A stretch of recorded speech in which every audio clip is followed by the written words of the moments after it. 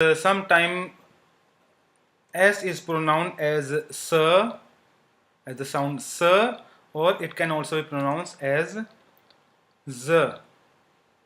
Okay. So S is pronounced at the starting of or starting or before a consonant. It is pronounced as sir. Okay, so you can see senior. So in the starting you will pronounce it as senior, which means sign. Okay, senior. Jan is near, so you remember senior.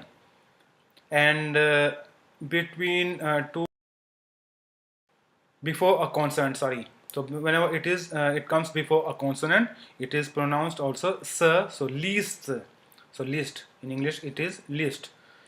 But when it is between two vowels, then it is pronounced as z. So rose, rose, rose means flower, rose or pink color.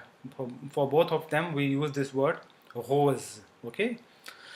So these are the two sounds. So at the starting or before consonant, it is pronounced as s, or between two vowels, it is pronounced as z, z.